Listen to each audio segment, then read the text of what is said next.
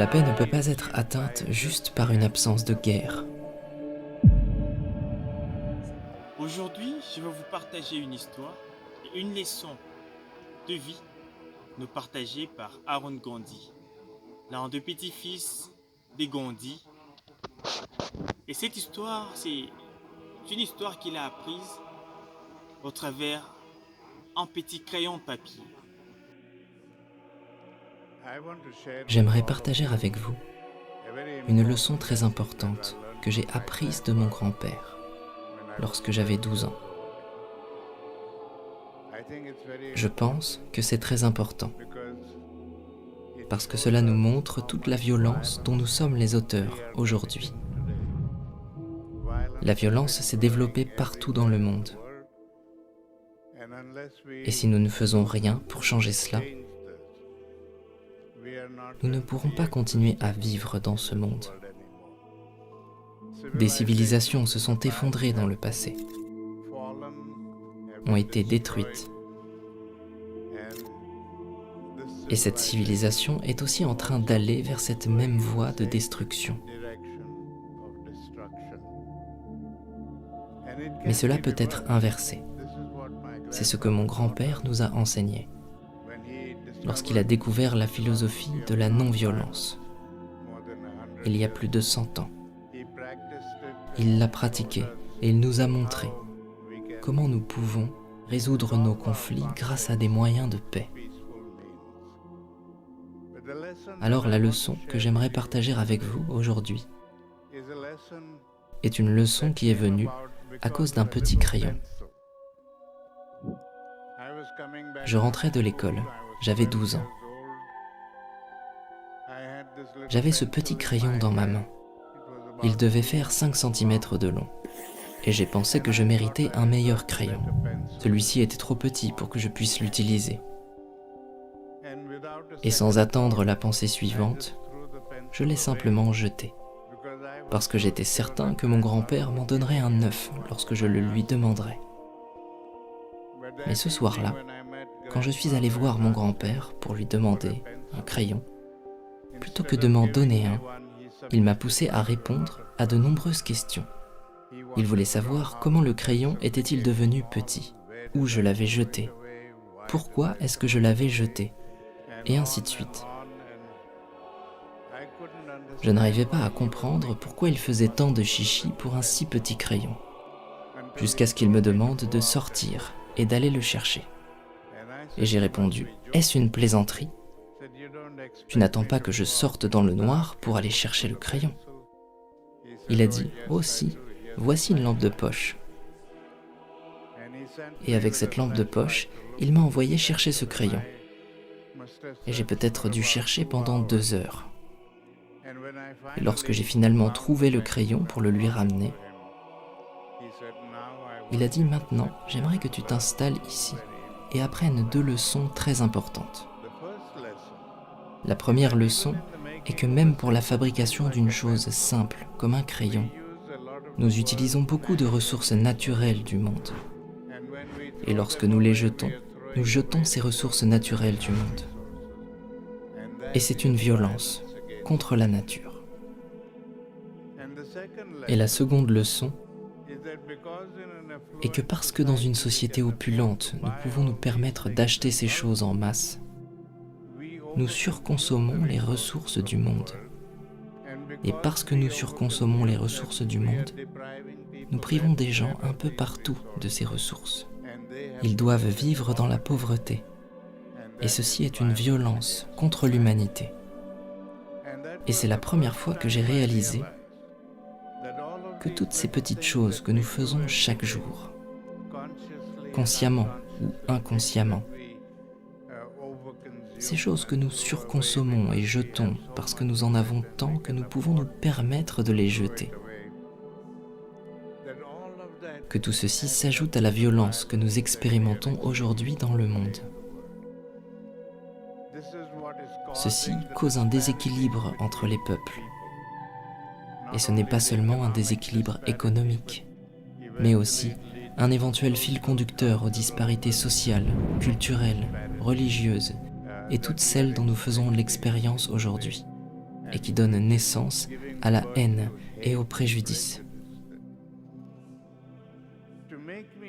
Pour me faire comprendre pleinement cette leçon, il m'a fait dessiner un arbre généalogique de la violence, juste comme nous ferions une représentation de la famille, avec la violence comme grands-parents, puis la violence physique et la violence passive comme deux branches. Et chaque jour, avant d'aller au lit, je devais analyser et examiner ce que j'avais expérimenté dans la journée.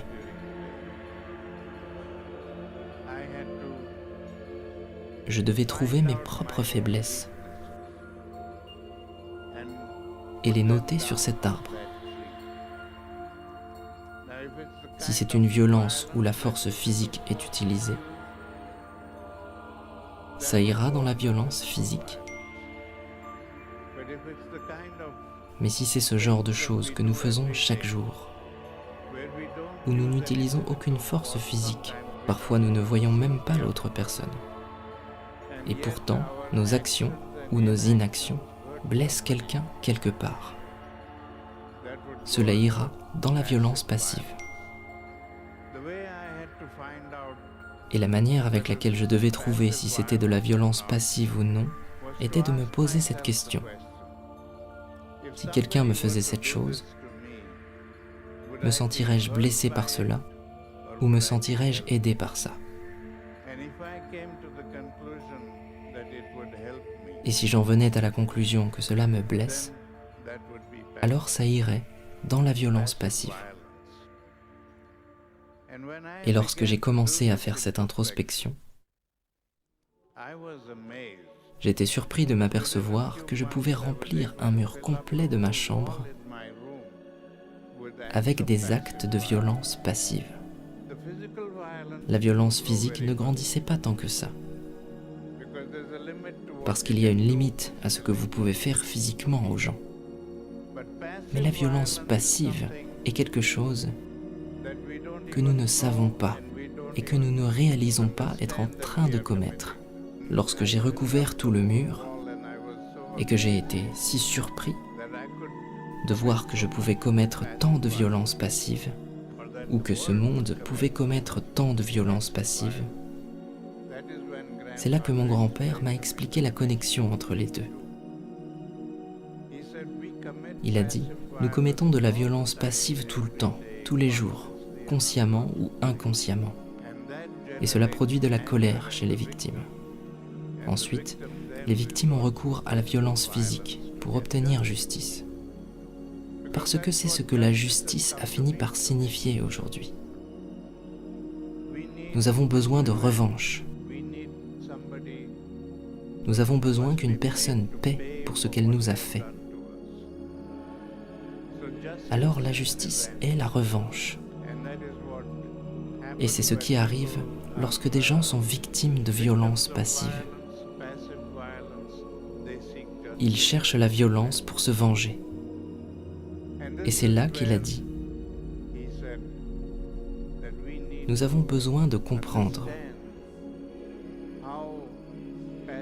comment la violence passive est à l'origine de la violence physique dans le monde.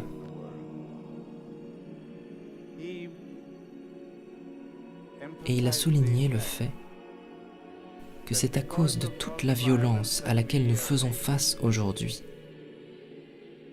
que nos relations les uns avec les autres sont si pauvres.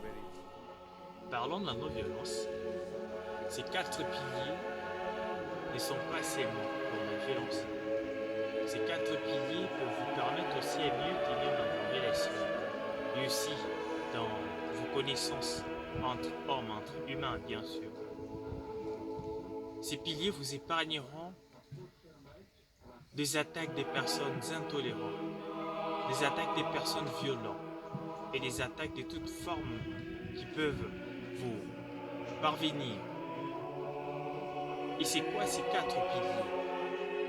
Nous avons la tolérance, le respect, la compréhension et la reconnaissance. Vous les mettez en vous, ça vous permet d'être fort et aussi d'être endurci. et de faire en sorte que quoi que soit les conditions, quoi que soient les situations, vous affermissez. Prenez les cas.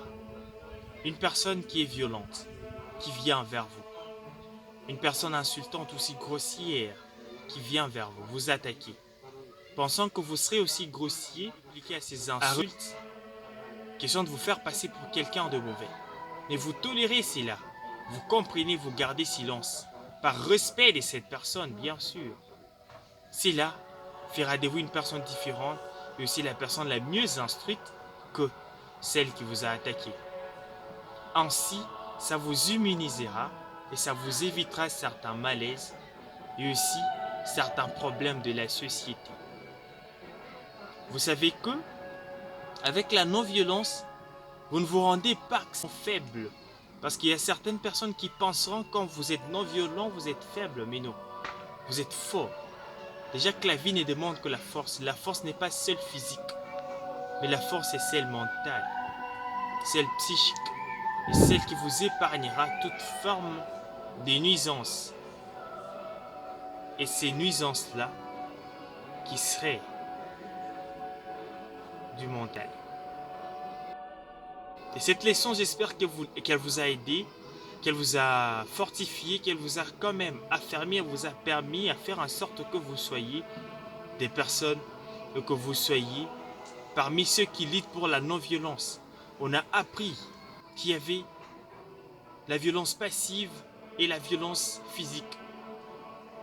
Et le plus souvent, nous ne sommes pas dans la violence physique parce qu'il y a des limites. Mais nous sommes beaucoup plus accro à la violence passive. Travaillons sur cela. Œuvrons pour la non-violence. De plus vous le faites, et de plus vous devenez riche. Vous devenez simple. Vous devenez comblé. De plus encore. N'oubliez pas. Soyez artisans de la non-violence. Soyez artisans de la paix. Soyez artisans de la cohabitation. Surtout du vivre ensemble. Ainsi, vous allez bâtir une société meilleure, une famille grandiose et une vie qui n'aura pas de limites.